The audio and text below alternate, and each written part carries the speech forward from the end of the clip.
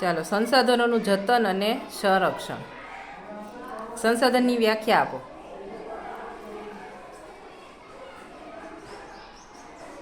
ભૂમિકા.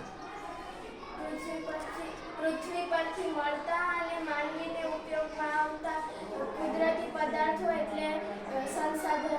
ઓકે. કુદરતી સંસાધનમાં કોનો કોનો સમાવેશ થાય? કઈ કઈ વસ્તુ આવે? કુદરતી સંસાધન કોને કહેવાય? નૈના. પ્રદૂષણ.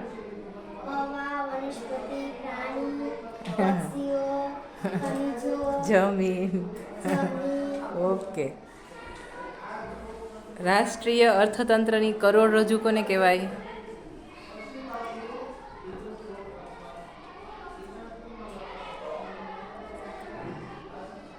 નવોદય.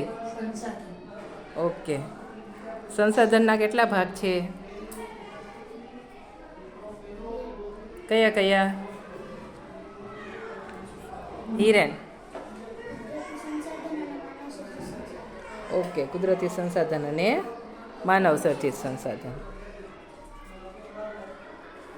હવે એના સિવાય પણ બીજા જે બે ભાગ પડે સંસાધનના, કયા કયા?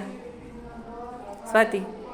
જૈવિક સંસાધન અને અજૈવિક સંસાધન. ઓકે. જૈવિક સંસાધનમાં કયા કયા આવશે? જૈવિક સંસાધન.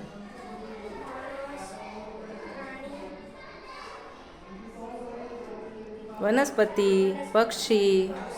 ઓકે. બધા જૈવિક સંસાધન છે. અજૈવિક સંસાધનમાં કોનો કોનો સમાવેશ થાય? અજૈવિક સંસાધન.